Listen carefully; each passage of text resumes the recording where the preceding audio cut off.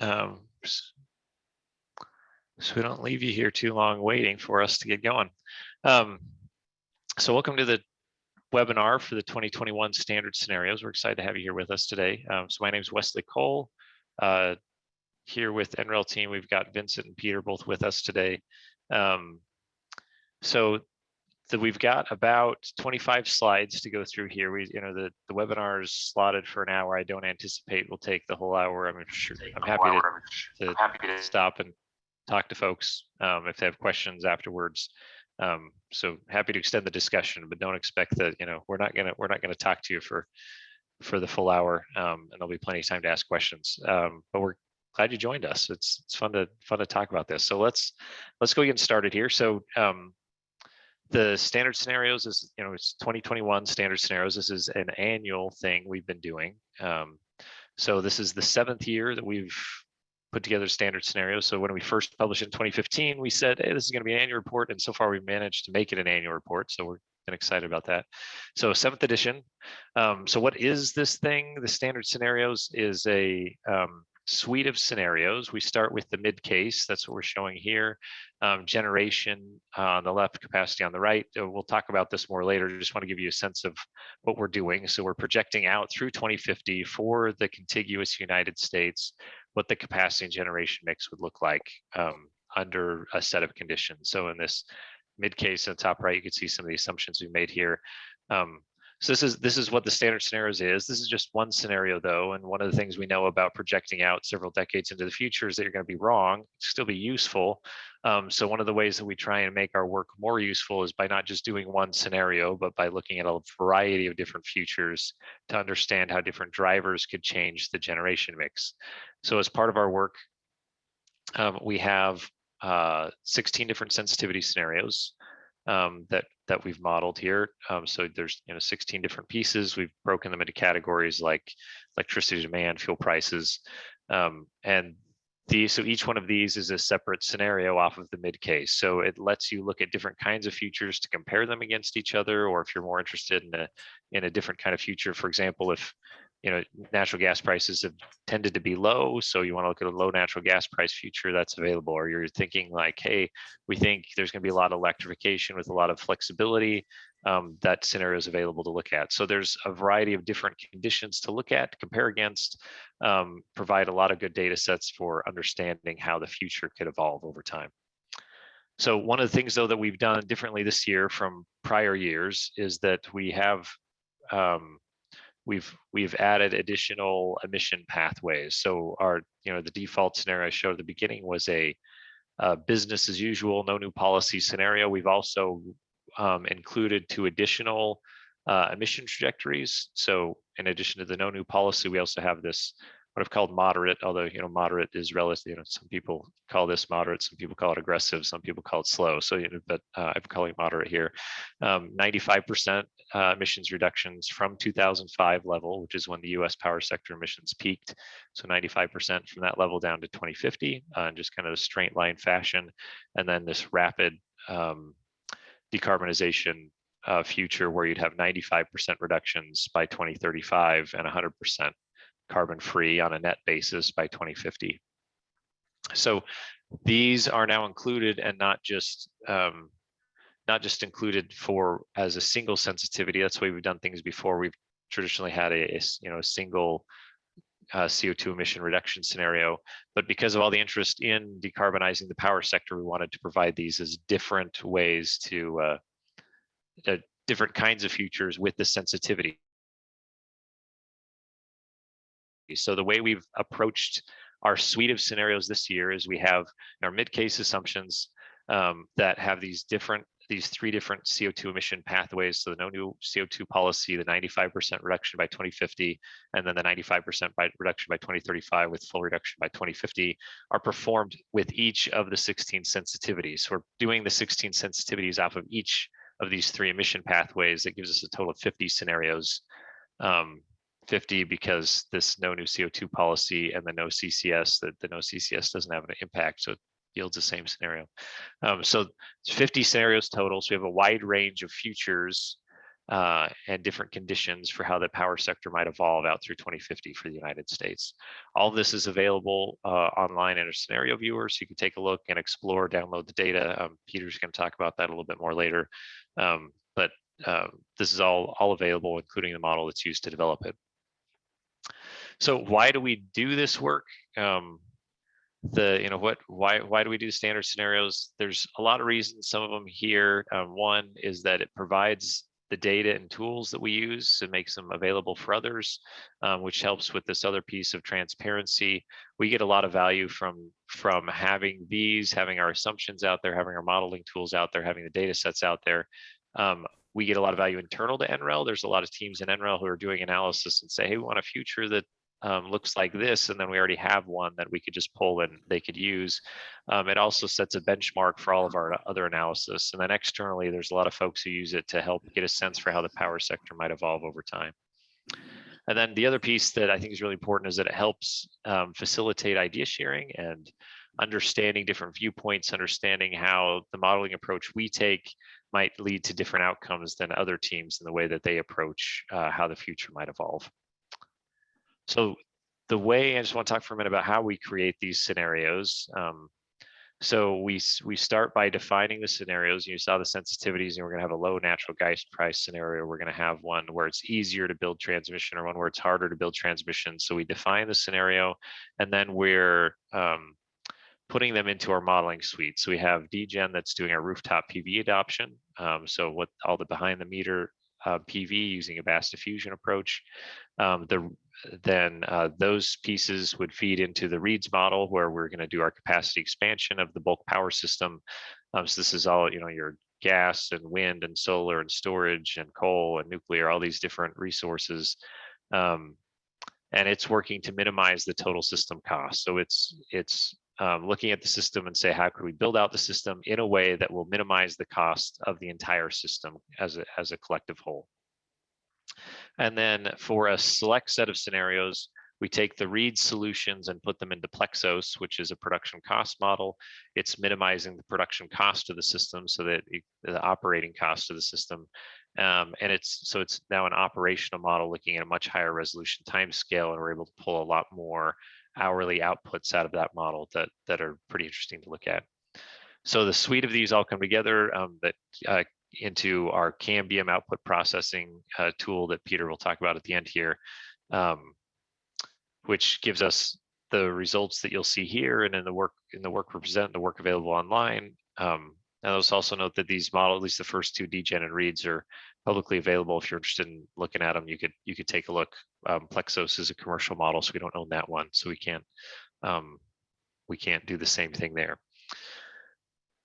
Okay, so what's different this year? Said this is the 7th year. What's different this year than previous years? There's a lot of things that are different. So every year we update inputs. So it's one of the big updates this year was updated supply curves for wind, solar, for pump storage, hydropower. That's PSH, is pump storage, hydropower, biomass. So all those have been updated. There have been a number of policy updates that have happened as laws and regulations have changed. We've updated things like fuel prices and technology costs, those pieces too, that if you want to take a deep dive into these, table A4 of the appendix of the report has the full list of changes. There's been a lot of model updates again this year. So a couple things I want to highlight. One, we've added a retail rate module that does some retail rate calculations. We have some HVDC, high voltage direct current transmission options, a couple of varieties of those to be able to look at transmission build outs in new and better ways than we have in the past. And then we've done a lot of work to include to better model zero carbon systems. So we've included hydrogen production. We've included negative emissions technologies like biomass with CCS and direct air capture. You'll see some of those showing up in our results.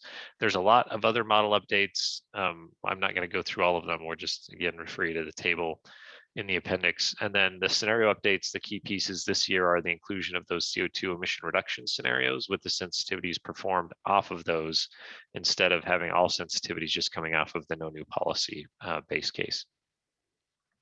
So it's kind of a summary of what's different. So now let's dive into some of the pieces from the report. So we'll go through some of the outputs. I'm not going to cover everything. There's a lot more in the report than what we want to cover here. And I don't want to just kind of like, read through the report with you, just want to highlight a few things. If you want to go take a look at it in more detail, you're welcome to, but we'll give you a flavor of what's in there. So let's start with the power sector evolutions. This is the plot we showed before.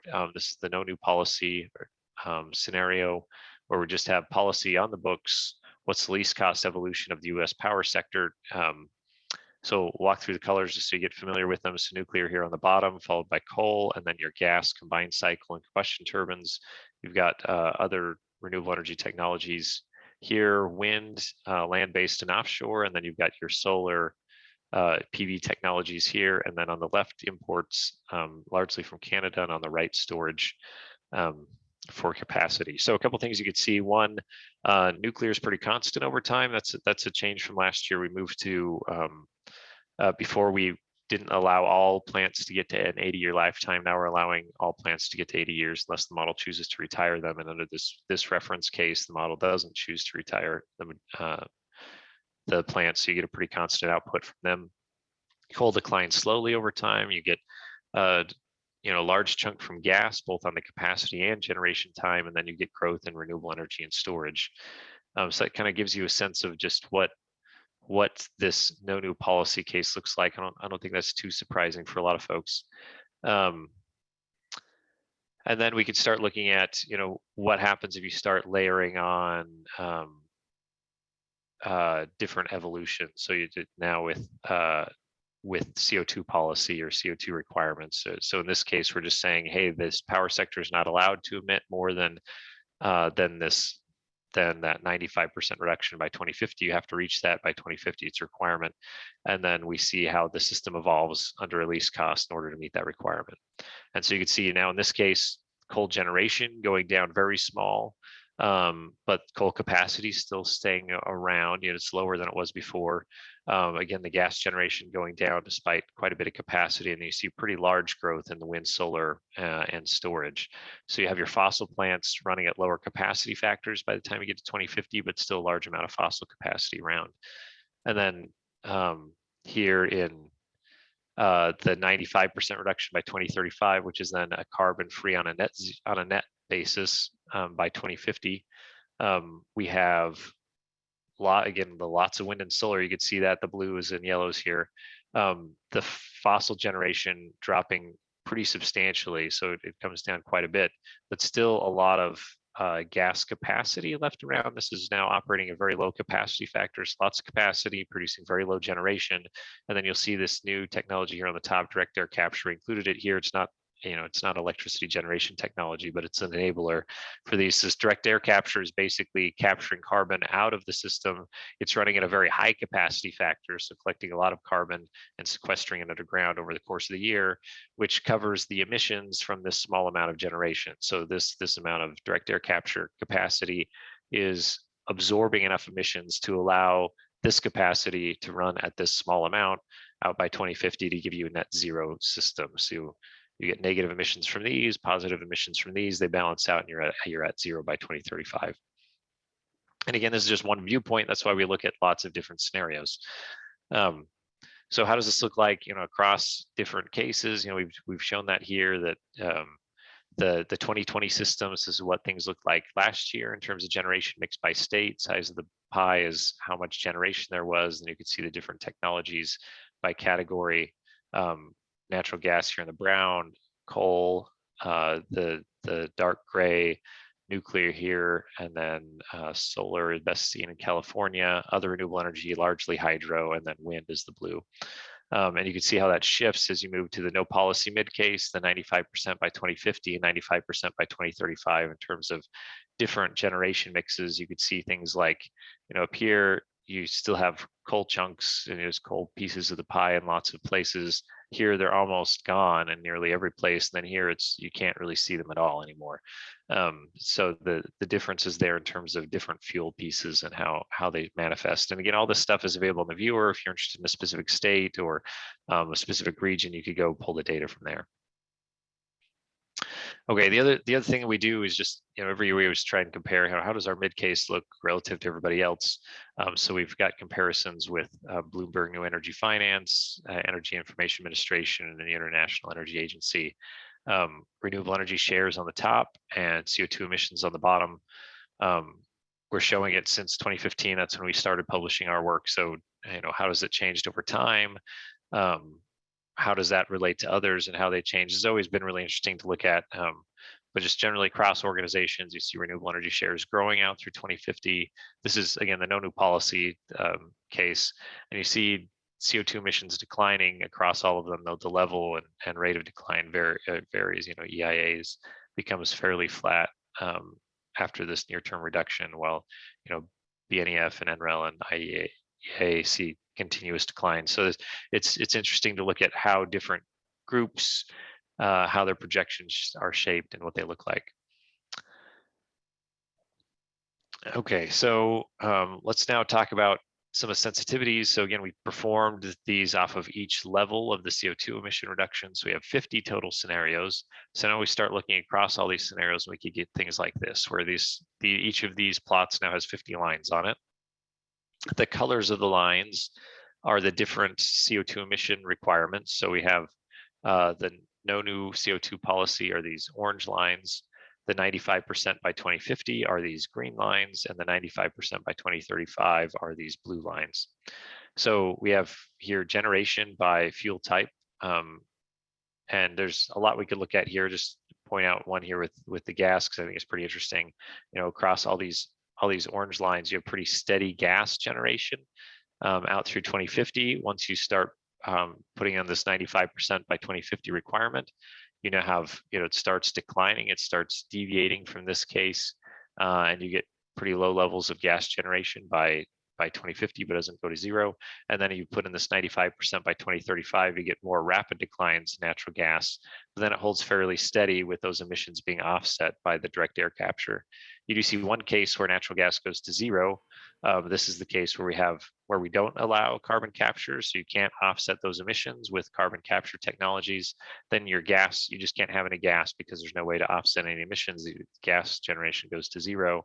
And that's this corresponding case where you get other generation, which is in this one, it's from renewably fueled combustion turbines, like using hydrogen or biofuels to fuel those combustion turbines.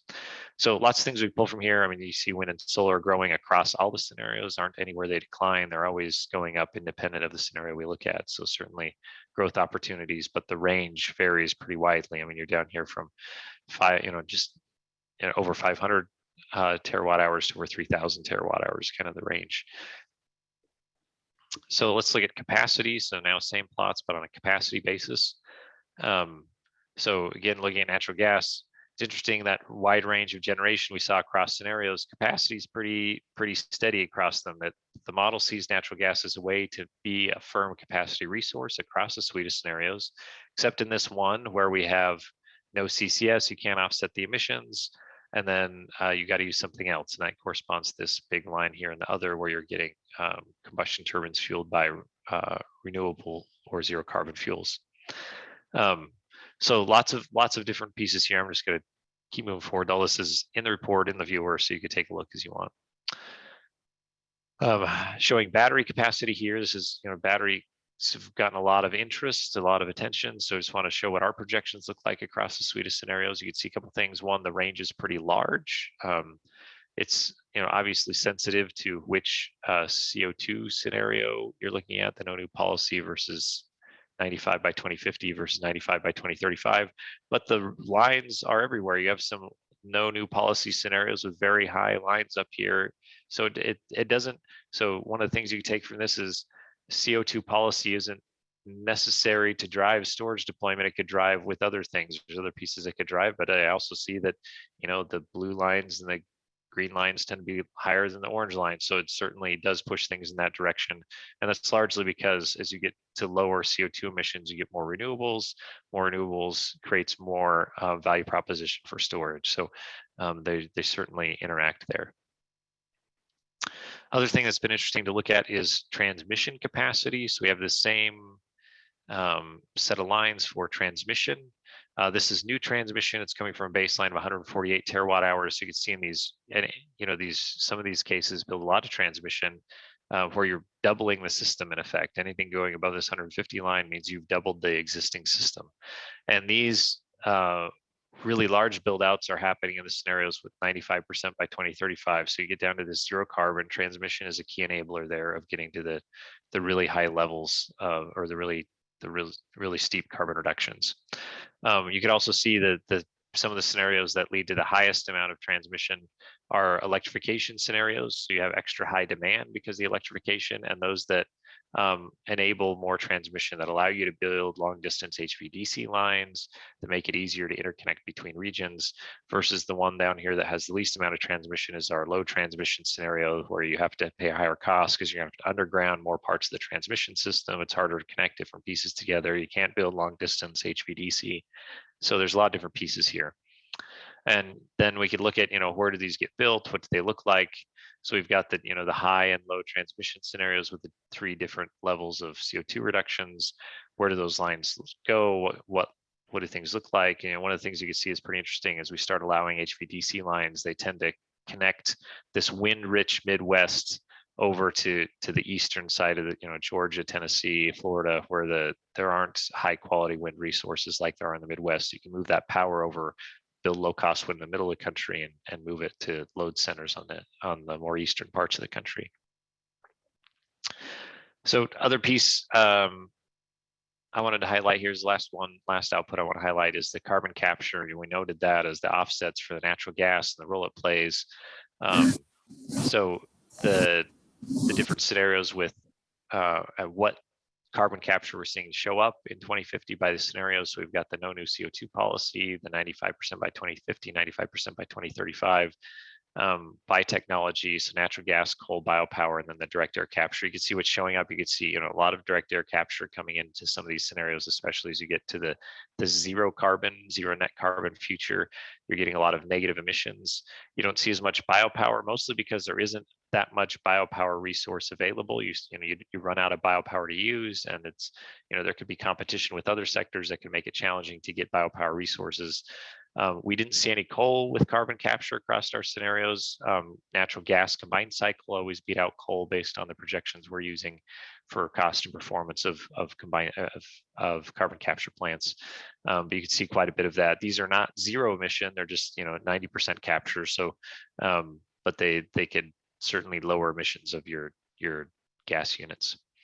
So I'm going to stop there and turn things over to Peter, who's going to talk about the Cambium, those post-processing pieces that take the outputs I've been showing and give you even higher resolution operational metrics. So Peter, you want to go ahead and take it over here? Yeah, thanks, Wes. So you can go ahead to the next slide. So as Wes was just kind of alluding to, Cambium, which is relatively new, it's a closely paired data product with the standard scenarios. What is it? If you could advance one more.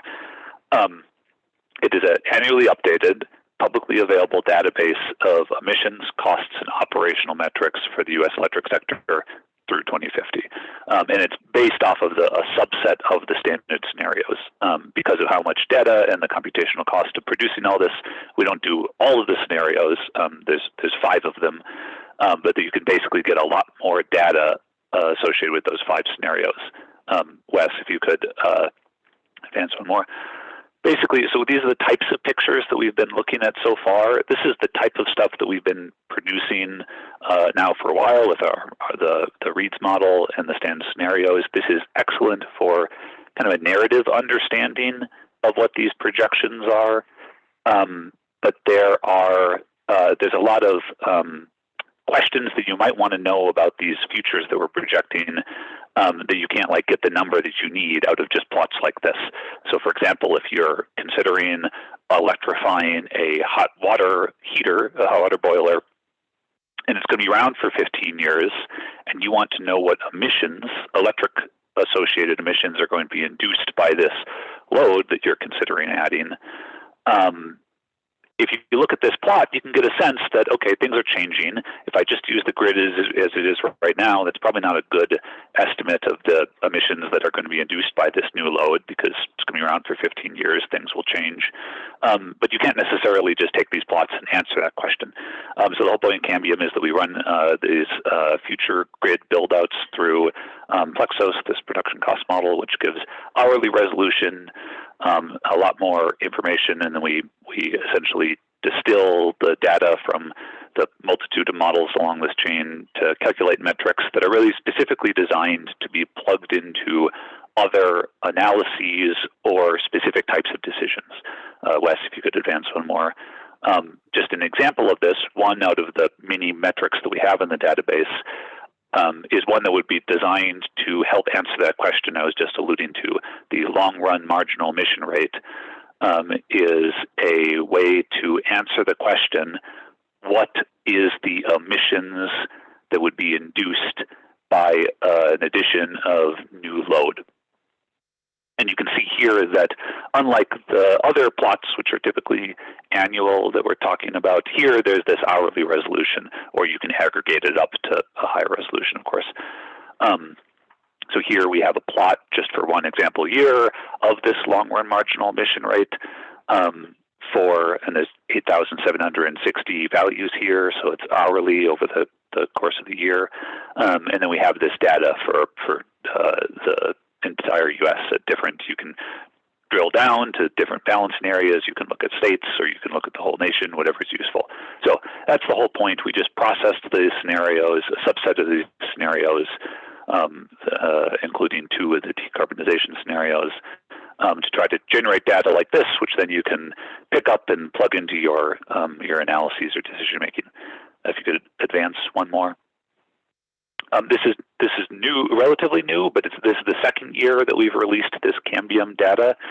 So for those of you that might have already been aware of the previous year's release, the new stuff, first we do have the 2 national decarbonization scenarios, the 95 by 2050 and 95 by 2035.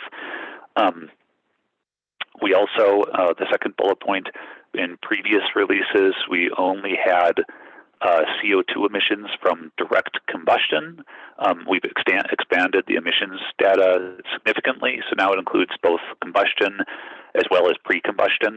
That's fuel processing, extraction, and transport, including fugitive emissions, as well as instead of just CO2, we also have methane and nitrous oxides now. And that's all broken out. So you can, if you only want the combustion, you can work with that, or you can sum all these things together and work with aggregated metrics. And then we also have a bunch of stuff that's just trying to make things a little bit easier for folks to work with, new geographic and temporal resolutions. So if the hourly is too much, we do have other temporal resolutions, which is just sometimes a little bit easier to work with, as well as a new geographic region. If you're used to working with eGrid regions, we have an equivalent of that now, or an approximation, I should say. And there's a bunch of other stuff. If this is something that if you think there's something here that could be useful for you to work with, feel free to reach out to us. Like I said, this is a relatively new product, so the kind of support documentation and stuff of this is developing, and we're happy to provide support to folks. If you think there's something useful, but it's not totally obvious how to use, please feel free to reach out to us. Next slide. Last slide. How to access the data. So if you go to the link up at the top there, nrel.gov/analysis/Cambium, that's where we just keep updated. So anytime, that's the best thing to just bookmark and look, and if there's something new that comes out, it'll be on that landing page. But as far as the data is concerned, the main way, or the way to get all of the data, anything you want from it, is shown on the left. There is this viewer and data downloader, where you can kind of visualize a lot of this data, as well as download any of it. You can get a bunch of zip files with all the different data, different geographic and temporal resolutions. So it's all there. You can get the link to the viewer through that top link that we provided here. Though we also have provided this other product, the thing that people have been most, again, there's many metrics, costs, operational stuff, many different types of emission metrics. But frankly, the thing that people have been engaging with the most, because it's new, you can't get it anywhere else, is this long-run marginal emission rate. So we've created these workbooks Excel workbooks that make that a little bit easier to work with.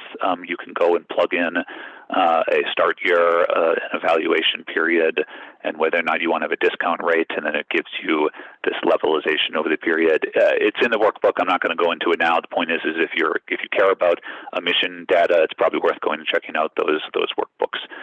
But all the other data is available through the viewer. So that's all we got. Wes, I think no, there's a slide. Yeah. So you're welcome to throw any comments now into the chat. Happy to take them. I mean, so yeah, we're scheduled till. So we're done presenting. You're welcome to head now if you want. No need to stick around if you don't want to. Happy to take any questions, throw them in the chat. If you want to just follow up with us separately, you've got my email and Peter's email here. You could send us a note. Have the link to the report, the results viewer, and the Cambium documentation. These slides will be available, so they're you could take a look at them in more detail if you're useful, if that's useful. Though nothing here isn't in the it's all in the other content. So there isn't any new stuff here in this slide deck that we don't have somewhere else. So thanks for coming. It's been good to be able to share with you the work we've been doing. I think it's always fun, exciting. So if you have questions, feel free to stick around and throw them in the chat, or happy to answer them there. If you want to stick around for discussion, this is a Zoom meeting, so you can hop off mute and talk to us, or you could just take off. We're good. We're good regardless. So thanks for coming, and it's been good to talk to you all.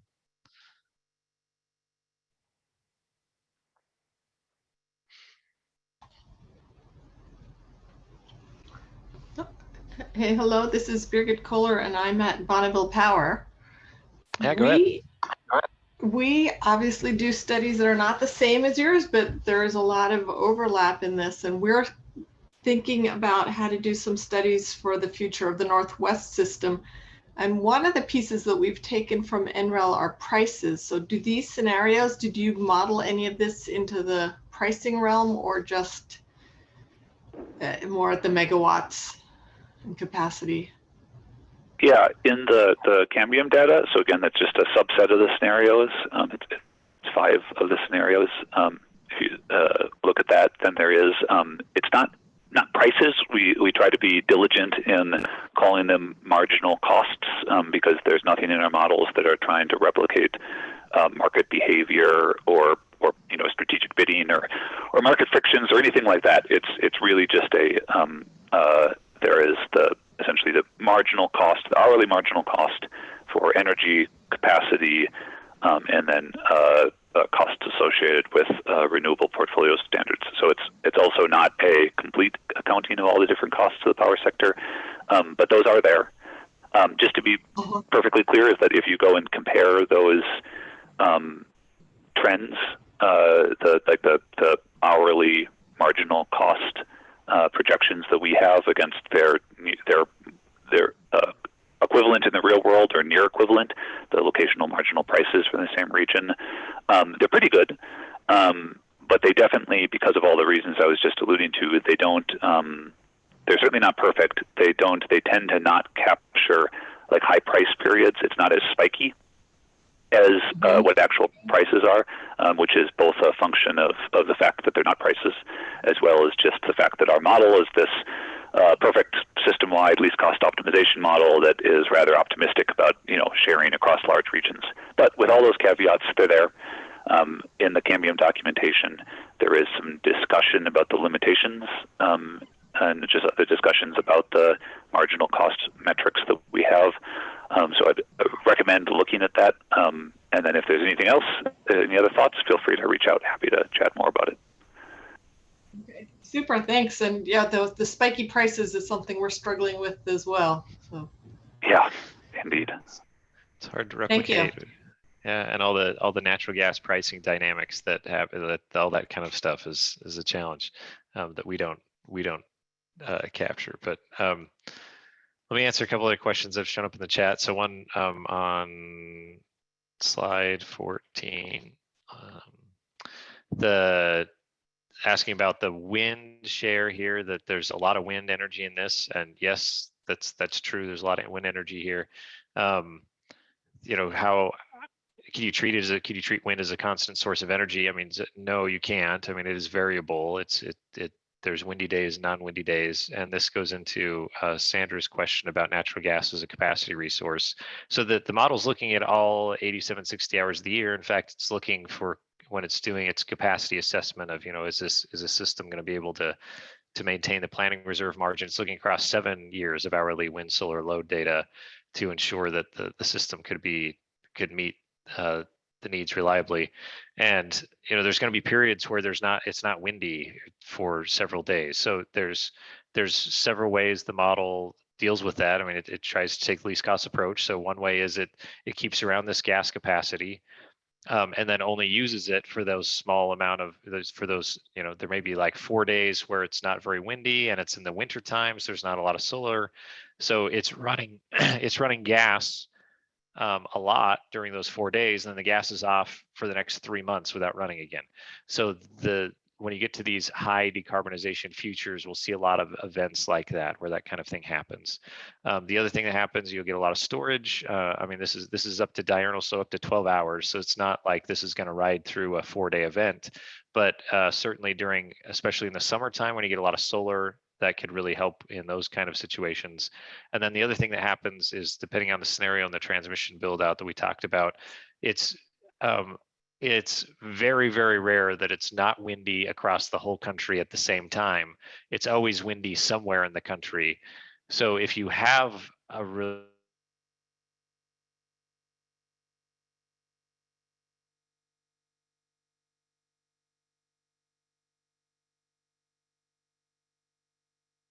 diversity, and when you have a cold wave in one spot, it doesn't hit the whole country at once. It may hit very large portions of the country, but not the entire country. So so those different things all come together in terms of what these look like. Once you start looking at zero carbon futures, there's a lot of really fascinating things that could happen on how these build out. So hopefully that gets at your questions.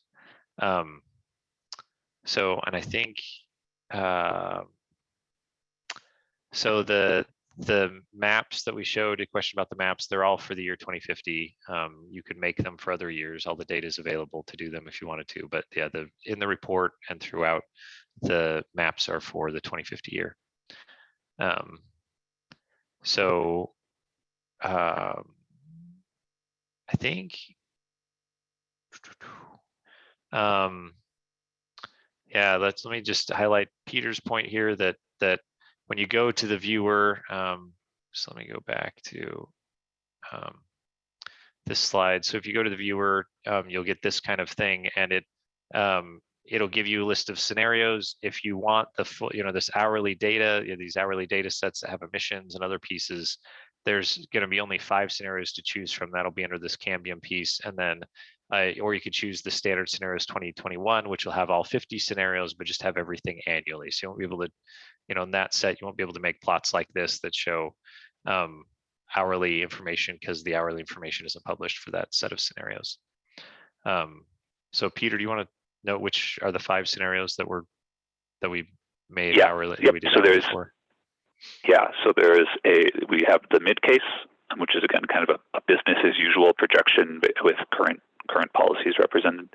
And then we have 2 sensitivities off of the mid case: a high renewable energy cost and a low renewable energy cost. So it's basically just the mid case where everything's the same except you get more or less renewable energies in those scenarios. And then the last 2 are the 95% decarbonization by 2035 and 2050, respectively.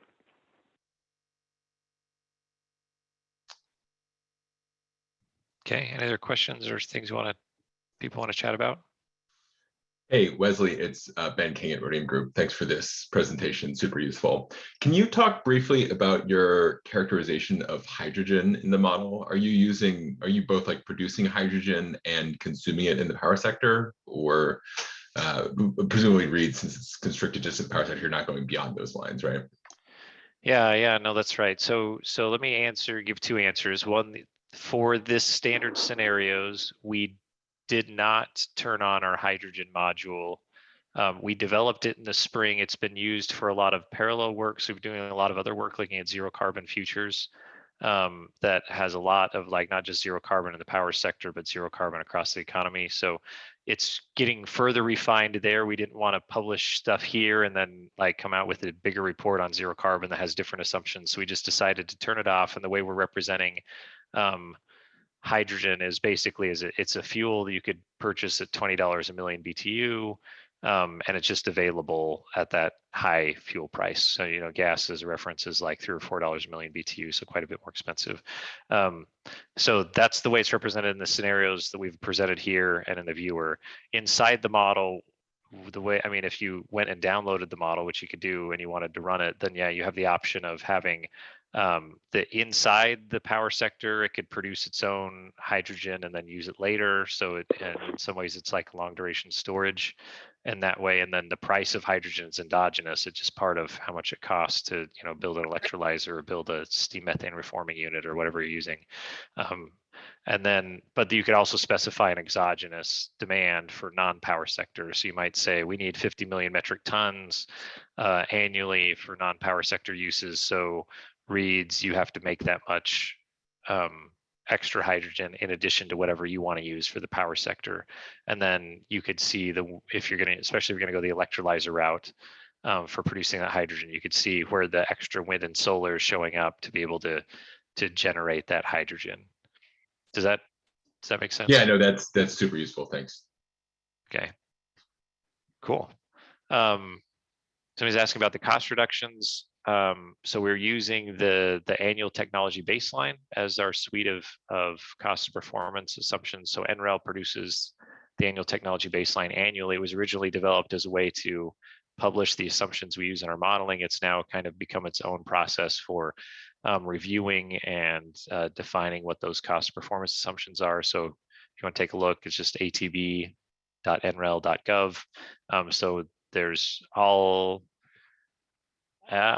all technology. They don't have, like, we have electrolyzers in the model, those aren't in there, but for basically all major types of generation technologies, everything's in there. It's got everything from the O&M to the performance,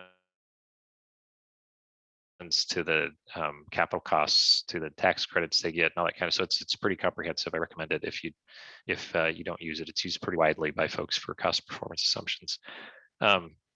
So that's that annual technology baseline is also where we get our cost reductions. So it has current costs as well as cost projections out through 2050. It has different cases, moderate, conservative, advanced technology improvement cases. So there's a lot of that's what drives the underlying cost performance assumptions for the technologies that we present here. So Peter, do you want to talk about there's a question from, oh, never mind. Yeah, you don't have that question, so I'll take it in just a second. So in terms of cost estimates for each of the scenarios, we have, there's cost estimates for inputs. That's all coming where those sources are documented. You'll see it in the appendix. We're pulling things from there. But then we have a number of cost metrics that will output from the model. So we report total system cost in the report. We didn't show it here. But it's in the report. We also look at things like, you know, bulk power system prices, marginal energy prices from the model, marginal capacity prices. We can report the retail rates as well. So there's a number of metrics that could be used to say how much scenario costs. You can look at the marginal abatement cost for the CO2 emission scenarios. So there's a large assortment of cost metrics available there. Okay, I feel like I've been talking a lot. I need to stop talking. I think I've answered the questions in the chat. If I missed one, you could say you didn't answer it quite right, or you missed mine or something. Hi, Wesley. Yep, go ahead. Yes, my question is about navigating the viewer, looking into the standard scenarios. On the chart, I see the sensitivities for the electricity demand growth, and I see there is one for reference with enhanced demand flexibility. My assumption is that is the mid case with the enhanced demand flexibility. Correct. But when I go into the Cambium viewer, the only one I see is the mid case with the base demand flexibility.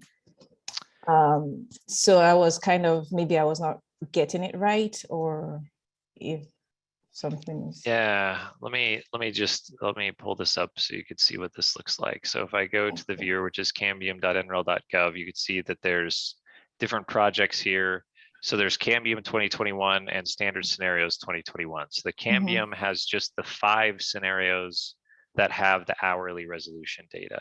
So there is not a demand flexibility scenario in that because it's not one of the 5.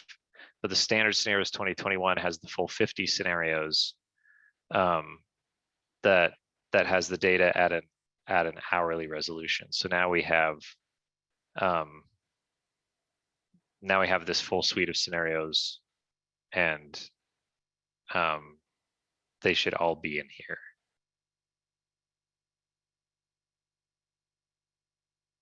So here's now our mid case with the other flexibility level. Does that answer your question? Yes, it does. I was just wondering if there was also another scenario that was the mid case enhanced demand flexibility, because I thought that was what was being modeled as one of the sensitivities. I think that is, well, I think, and let me go check. I'll double check this. I think it may just be that that's this scenario because we already have the mid case. Yeah.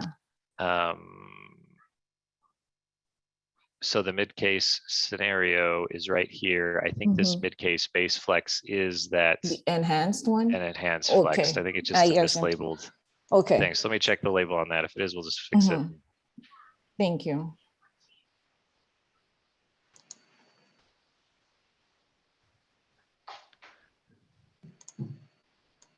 Okay, I'm gonna stop sharing my screen now. Okay. I think you don't feel like you need to stick around here. This isn't like drag out until the end. So I'll stick around for a few more minutes if anybody else has any more questions, but feel free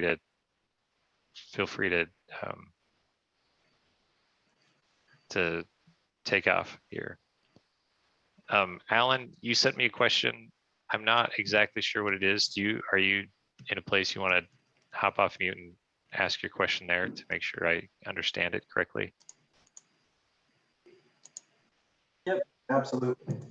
So the question is more around just understanding kind of the near-term projections. So, for example, was looking at some of the kind of states, maybe like New York, and looking at the large increase in wind predicted there, and was trying to understand what might be generating that, like what data inputs are being pulled into the model that would result in that. Are you looking at like what's planned for next year?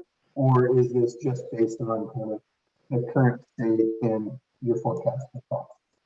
Yeah, no, good question. Okay, so I understand better now. Thanks for clarifying.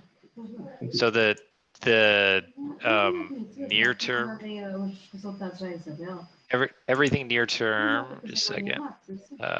Nope, I can't do that. Okay, so everything near term is coming from the EIA databases. So we pull the EIA plant database every year, and that has all the near term builds or near term under construction activities. So we'll grab those and put those into the model for what's coming online in the near term. Everything else is model decisions. So we don't spend a lot of time validating the next, like 3 years out. Most of our efforts on the decade time scale. So that's where we put most of our time is on the decade plus time scale, as opposed to the 2 to 3 year time scale.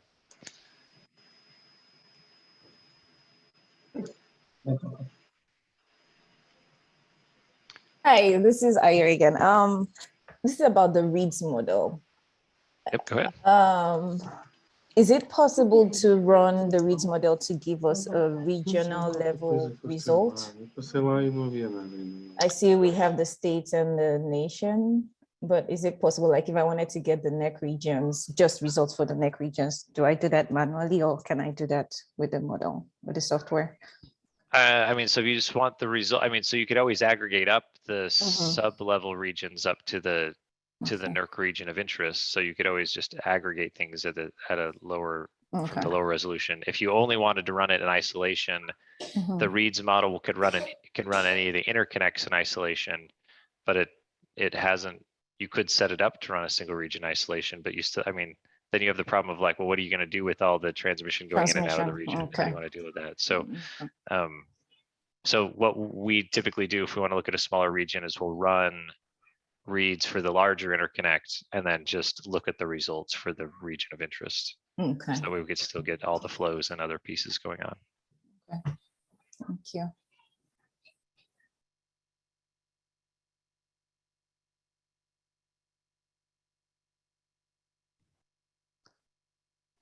Okay, well, I think we should go and close things out. Thanks everybody for joining.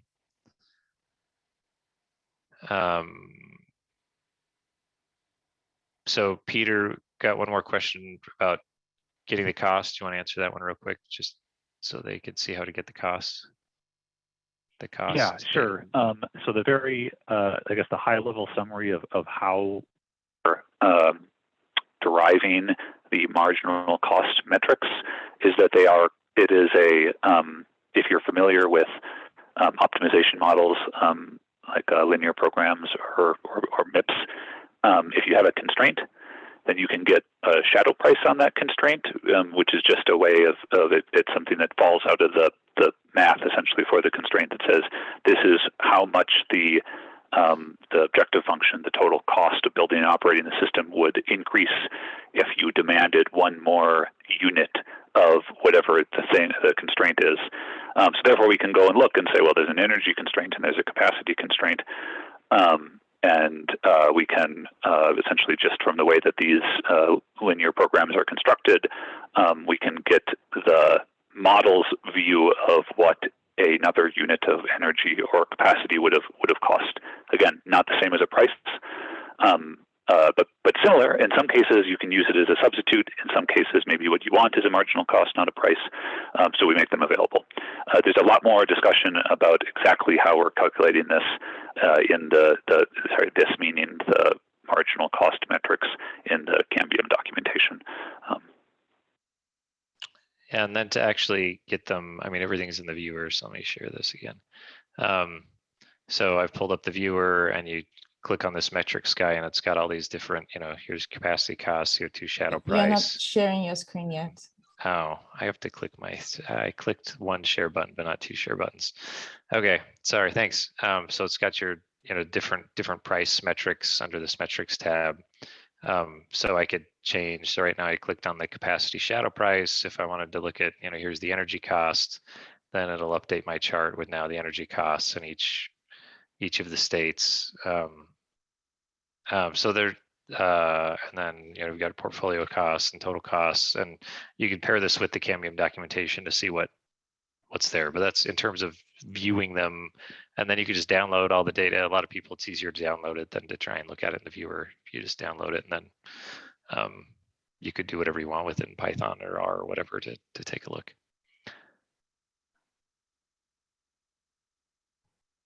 Okay, well, thanks everybody. It's been good talking with you all, and yeah, feel free to follow up with us if you have questions. We're always happy to chat or provide extra information here. So enjoy your day.